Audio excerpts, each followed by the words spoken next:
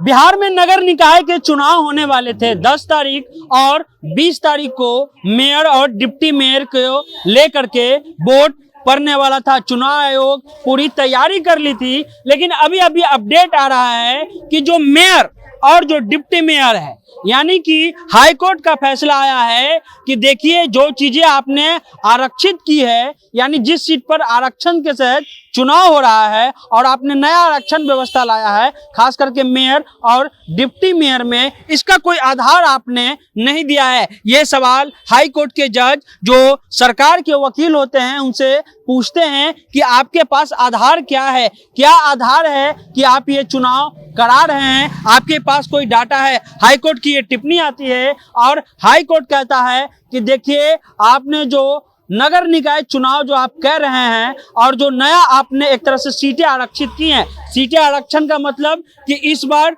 पटना सहित जो अन्य नगर निकाय हैं, नगर निगम और नगर परिषद हैं, वहां पे जो रोस्टर तैयार किया गया था, जो महिलाओं के लिए सीट दे दिया गया, पटना में अति पिछड़ों को सीट दे दिया गया, दानापुर में जो उप चेयरमैन है उसको अति पिछड़ा में जो है डाल दिया गया सीट को, इस पर रोक लगा दी है। उन्होंने कहा कि जब तक कोई आधार आप नहीं देते हैं चुनाव पर हम रोक लगाते हैं, यानी कि जो अध्यक्ष और उपाध्यक्ष का चुनाव होने वाला है उस पर रोक लग चुका है। हाई कोर्ट का ये डिसीजन आया है। हालांकि हाई कोर्ट इसको अभी राइटिंग में नहीं दिया है, मौखिक रूप से जज ने ये फैसला सुनाया है। बड़ी खबर है ये जो खबर है वो बड़ी खबर है। जो नए आरक्षण के तहत चुनाव हो रहे थे, खास करके अध्यक्ष और जो चेयरमैन और उप चेयरमैन, मेयर और डिप्टी मेयर और नगर पंचायत में जो आरक्षण व्यवस्था नहीं लगाई गई थी चुनाव आयोग के द्वारा, उसको पूरे जो है सिरे से नकार दिया गया है।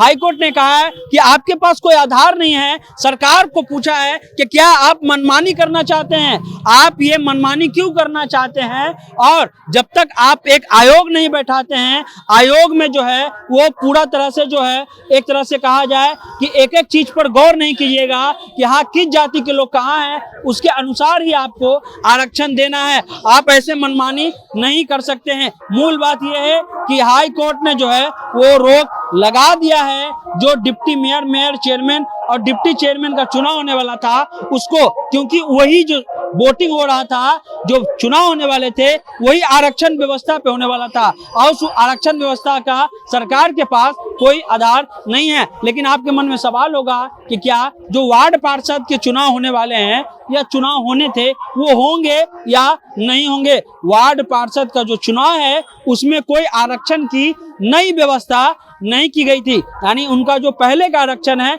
उसी के आधार पर ये वोट हो रहा था, तो उसमें जो है कोई फेरबदल नहीं होगा।